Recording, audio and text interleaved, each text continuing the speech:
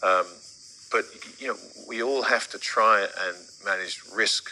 To me, first of all, I've been a trader my entire life. So for me, the first thing is always the risk. It's not the opportunity. I always look at the risk and think, okay, once I'm comfortable with the risk, then how is the best way to play the opportunity? Is there a time when you shift the way you think about making those longer term investments? Do you have to, is it fundamental investments, fundamental practices behind them that are constant?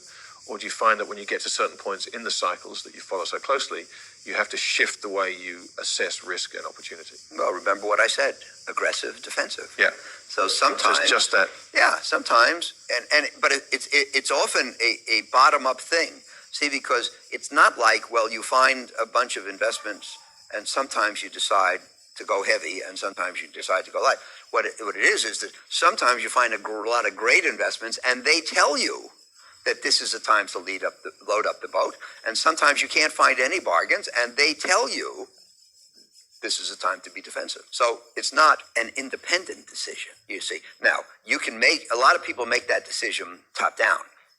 They look at the macro, they look at the number, technical and all the trading numbers and all those things.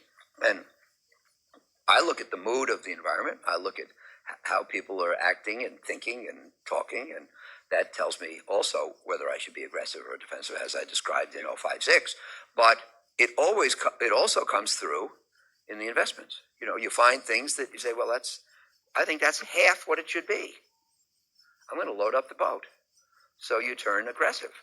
But for the most part, you don't get many of those opportunities when the market is galloping along and everybody's optimistic and risk aversion has gone out the window. So it's all of a piece. But I do think that it's desirable at the extremes to alter your behavior.